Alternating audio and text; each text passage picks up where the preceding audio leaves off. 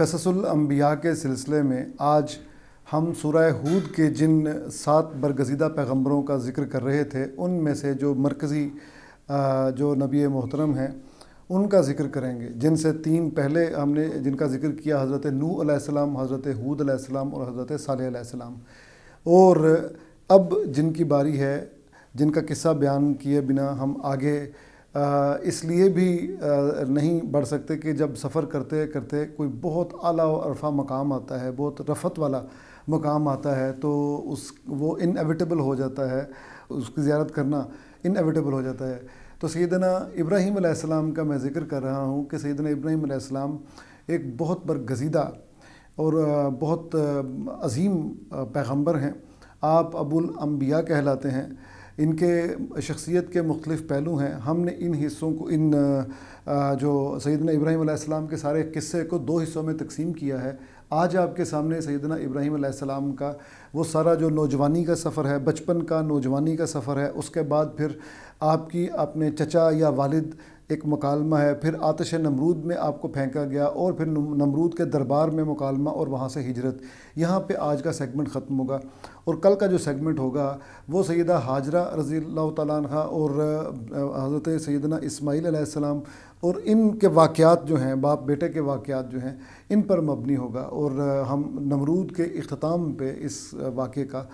جو ہے نا قصے کا اختتام کریں گے انشاءاللہ کل۔ تو آج جو شروع کیا ہے وہ یہ عرض کرتا چلیں کہ عراق کے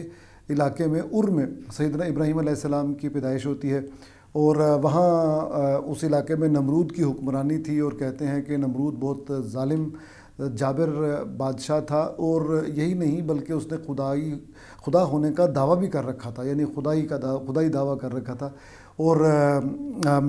دلچسپ بات دیکھنے کی یہ ہے کہ سورہ ہود جو ہے اس میں جتنے انبیاء تھے جو حضرت ابراہیم علیہ السلام سے پہلے والے ہیں، سیدنا نوح، سیدنا صالح اور سیدنا ہود، یہ تینوں جو انبیاء اکرام علیہم السلام ہیں، ان کی جو مخالفت تھی، ان کے جو دشمن تھے وہ مشرک تھے، شرک کرتے تھے۔ تو سیدنا ابراہیم علیہ السلام کو بھی نیچرلی وہ جب ان کا وقت آیا تو قوم میں وہی خامیاں موجود تھیں، یعنی شرک کرتے تھے، اور یہ شرک بڑھتے بڑھتے اب اللہ تعالیٰ کی ذات میں خود انسان اپنے آپ کو شامل اس نے کر لیا، تو وہ خود خدا بن بیٹھا نمرود۔ تو یہ وہ زمانہ تھا جب سیدنا ابراہیم علیہ السلام اس دنیا میں تشریف لائے، اور یعنی وہ خاندان آپ سمجھ لیجئے یوں کہ نمرودوں کا جو خاندان ہے، وہ نمرود جو کنگ سب سے بڑا بادشاہ ہے، بظاہر یہی لگتا ہے کہ کچھ اس طرح کا معاملہ ہوگا، کیونکہ کتابوں میں لکھا ہوا ہے کہ آپ جب پیدا ہوئے تو تب بھی نمرود حکمران تھا، اور ظاہر ہے جو اس کے بعد آپ یہاں سے ہجرت کرنے پہ مجبور ہو گئے، اور دربار میں اور آتش میں بے خطر کود پڑا آتش نمرود میں۔ تو وہی ذکر ہے، تو جس طرح بار بار فرعون کا ذکر آتا ہے تو پتہ چلتا ہے کہ وہ فرعونہ ہیں، وہ کئی فرعون ہیں، ایکچولی یہ ٹائٹل ہے بادشاہ کا۔ تو اس طرح ہو سکتا ہے، اب تاریخ دان اس کے بارے میں میری رہنمائی فرمائیں گے۔ بہرحال سیدنا ابراہیم علیہ السلام جب ابھی لڑکے تھے تو آپ کے ذہن میں تجسس ہوتا تھا کہ حقیقت کی جستجو کی جائے، تو آپ دیکھتے تھے کہ یہ جو لوگ ہیں میری بستی کے، یہ سارے تو بتوں کی پوجا کرتے ہیں، تو آپ کی جو عقل سلیم اور قلب سلیم تھا، یہ دونوں اس بات پہ قائل نہیں ہو سکے کہ وہ بت یا وہ پتھر جو نہ خود سن سکتے ہیں، نہ دیکھ سکتے ہیں، نہ خود اپنی مدد کر سکتے ہیں، یہ دوسروں کی دعا کیسے سن سکتے ہوں گے، دوسروں کی حاجات کیسے پوری کر سکتے ہوں گے۔ تو اسی اسنا میں ایک دفعہ کیا ہوا کہ میلے پہ چلے گئے سارے بستی کے لوگ، ستارہ پرستی بھی وہاں پہ موجود تھی اس معاشرے میں۔ تو ایک خاص ستارے کا میلہ ہوتا تھا شہر سے ذرا سا باہر، تو ان کا روٹین یہ تھی کہ وہ جب شہر سے باہر جاتے تھے کھانا شنا پکا کے رکھ جاتے تھے ان بتوں کے سامنے۔ شہر کا سب سے بڑا مندر وہ تھا جس مندر کے جو حضرت ابراہیم علیہ السلام کے جو چچا ہیں، کچھ لوگ یہ کہتے ہیں، کچھ والد کہتے ہیں، تو ابھی یعنی کہ طارق ایک ہیں اور ایک آزر ہیں۔ تو بہرحال آزر کا وہ صنم خانہ تھا۔ بستی والے جب سب چلے گئے تو ابراہیم علیہ السلام نے کیا کیا کہ آپ نے ایک آلہ پکڑا، بعض جگہوں پہ کلہاڑا، بعض جگہوں پہ ہتھوڑا، اور آپ مندر میں گھس گئے اور آپ نے سارے بتوں کو مسمار کر دیا، اور جو سب سے بڑا بت تھا اس کے کاندھے پہ آلہ قتل یا جو تباہی کا آلہ تھا اس کو رکھ دیا۔ اور جب بستی میں یہ سب لوگ واپس آئے تو بڑے حیرت زدہ ہوئے، بلکہ وہ ایک شوق، ایک صدمے کی کیفیت سے ان کو گزرنا پڑا۔ اور انہوں نے پوچھا کہ یہ کس نے کیا ہوگا، تو بستی والوں نے کہا کہ ہم نے ان بتوں کے خلاف بات کرتے ہوئے ایک نوجوان کو سنا تو ہے، تو آپ کو بلایا گیا اور آپ نے کہا کہ بھائی مجھ سے کیا پوچھتے ہیں، ان سے پوچھے نا کہ ان کے ساتھ یہ کس نے کیا۔ تو انہوں نے کہا کہ یہ تو بول نہیں سکتے۔ تو ابراہیم علیہ السلام نے یہاں پہ کہا کہ جو خود نہ بول سکتے ہیں، نہ سن سکتے ہیں، نہ اپنا بچاؤ کر سکتے ہیں، آپ ان سے مدد مانگتے ہیں۔ تو اس طرح پھر یعنی کہ وہ جو بڑا بت تھا، آپ ذرا سے مسکراتے بھی اور کہتے کہ یہ اس نے پہلے تو انہیں کہا کہ آپ پوچھیں ان سے، جب انہوں نے کہا کہ یہ کیسے ہو سکتا ہے تو پھر کہا کہ یہ دیکھیں نا، یہ اس بندے کے اس بت کے کندھے پہ موجود ہے نا، یہ تو اس نے لازماً یہ کیا ہوگا۔ تو اب دلوں میں تو ان کو پتہ چل گیا تھا کہ ابراہیم علیہ السلام جو ہے نا وہ جس طرف لانا چاہ رہے ہیں وہ سمجھ میں آ رہی ہے بات، لیکن وہی آباء و اجداد کا مسئلہ، تو آباء و اجداد کا مسئلہ بالکل وہی ہے، بڑا حیرت انگیز ہے، اور وہی ہے کہ آباء و اجداد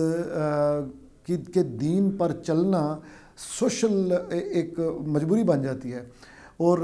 میں آپ کو پرلطف بات بتاتا ہوں کہ لیزلی ہیزلٹن نے نبی کریم صلی اللہ علیہ وسلم پر جو کتاب لکھی، اس نے یہ لکھا کہ جب آپ صلی اللہ علیہ وسلم قریش کو دعوت دیتے تھے تو قریش کا بھی یہی استدلال ہوتا تھا کہ آپ کی باتیں بعض دل کو لگتی ہیں، لیکن ہم اپنے آباء و اجداد کا دین کیسے چھوڑ دیں؟ تو نبی کریم صلی اللہ علیہ وسلم کا جو کاؤنٹر آرگومنٹ ہوتا تھا وہ بہت ہی دلچسپ ہوتا تھا اور مبنی بر حقیقت ہوتا تھا۔ وہ کیا ہوتا تھا؟ وہ یہ کہ آپ کے آباء و اجداد کا دین یہ ہے جس طرف میں بلاتا ہوں۔ آپ کے آباء و اجداد ابراہیم اسماعیل علیہ السلام ہیں، آپ کے آباء و اجداد وہ نہیں ہیں جنہوں نے بعد میں ان بزرگوں کے بعد، ان پیغمبروں کے بعد بت پرستی شروع کر دی تھی، جن کو آپ اپنے آباء و اجداد کہتے ہیں اور جن کے دین کی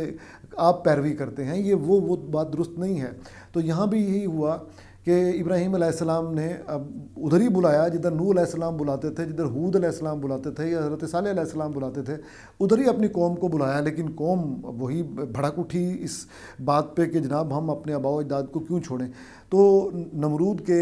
جو حکومت میں وہ جو آزر کا صنم خانہ تھا، اس کی تباہی و بربادی کے بعد آپ ظاہرہ دشمن بن گئے، بہت سارے لوگ آپ کی بستی کے دشمن بن گئے۔ تو یہ بات چلتے چلتے نمرود تک بھی پہنچی کہ اس طرح صنم خانہ تباہ کر دیا گیا ہے۔ تو نمرود نے کہا کہ اچھا ایک آتش بھڑکائی جائے، اتنا بھانبڑ مچایا جائے جس کہ اس سے کوئی بچ نہ سکے اور سب لوگ اس میں کنٹریبیوٹ کریں۔ ہو سکتا ہے جب یہ بھڑکتی ہوئی آگ کی تیاری دیکھے تو یہ سہم جائے اور یہ کہے کہ بس میں اپنے دعوت سے باز آتا ہوں۔ لیکن سیدنا ابراہیم علیہ السلام اپنے مشن پہ تھے، آپ نے بالکل ایک لمحے کے لیے بھی ڈرے نہیں اور جھکے نہیں اور آپ کپ کپائے نہیں، یعنی اپنے راستے سے وہ جدا ہونے کا اعلان نہیں کیا۔ تو آتش نمرود بھڑک گئی، آپ کو اس میں پھینک دیا گیا، بے خطر کود پڑا آتش نمرود میں عشق، عقل ہے محو تماشائے لب بام ابھی۔ تو سیدنا ابراہیم علیہ السلام جب آتش میں پہنچ گئے، اس نمرود بھڑکائی ہوئی آگ میں، اس بھانبڑ میں، تو وَقُلْنَا يَا نَارُ كُونِي بَرْدًا وَسَلَامًا عَلَىٰ ابراہیم، اللہ تعالیٰ کی طرف سے حکم آیا آگ کو کہ سلامتی والی ہو جا اور ٹھنڈی ہو جا۔ تو سیدنا ابراہیم علیہ السلام اس آگ میں رہے، آپ نے وہاں پہ وقت گزارا۔ جب وہ آگ سے سلامتی کے ساتھ واپس آئے تو پھر نمرود نے کہا کہ یہ کیسا شخص ہے جس کو آگ بھی نہیں جلاتی، تو اس کو دربار میں بلایا جائے۔ اور جب دربار میں بلایا گیا تو ایک مکالمہ ہوا بڑا دلچسپ۔ اب نمرود نے کہا کہ آپ جن کو پوجتے ہیں یا جن کی عبادت آپ کرتے ہیں ان کے بارے میں آپ کچھ بتائیں۔ تو ابراہیم علیہ السلام نے کہا کہ میں جن کی عبادت کرتا ہوں وہ زندہ کرتا ہے اور مارتا ہے، میرا جو معبود ہے وہ زندہ کرتا ہے اور مارتا ہے اور ان چیزوں پہ آپ کی قدرت ہے۔ تو نمرود نے کہا کہ نہیں، یہ کیا بات ہوئی، میں بھی یہ کام کر سکتا ہوں۔ 2 غلاموں کو بلایا، ایک کی جان بخش دی اور ایک کی گردن مار دی۔ تو جب یہ دیکھا کہ اس طرح باز نہیں آ رہا تو وہی ہتھوڑا، بقول ڈاکٹر اسرار، وہی ہتھوڑا جو آزر کے صنم خانے پہ چلا تھا، وہی ہتھوڑا پکڑ لیا آپ نے دلیل کا اور نمرود کے سامنے بھی کھڑے ہو گئے اور انہوں نے کہا کہ اچھا یہ بات ہے، لیں پھر میرا خدا جن کی میں عبادت کرتا ہوں وہ تو مشرق سے سورج کو نکالتا ہے، آپ اگر خدا ہیں تو آپ مغرب سے نکال کے دکھائیں۔ تو فَبُہِتَ الَّذِي الْكَفَرَ، جو کافر تھا وہ مبہوت رہ گیا، اس کے ہوش اڑ گئے اور اس کے پاس کوئی جواب نہیں تھا۔ تو یہاں پہ جب ظاہر ہے کہ یہ والا واقعہ ہوا تو اس کے بعد پھر سیدنا ابراہیم علیہ السلام جو ہیں وہ ان کو بھی لاجواب کر دیا، بستی والوں کو بھی لاجواب کر دیا۔ تو آزر کے ساتھ بھی ایک مکالمہ ہے آپ کے چچا کے ساتھ، وہ مکالمہ ہم اگلی قسط میں انشاءاللہ پیش کریں گے۔ اور یہاں سے ہم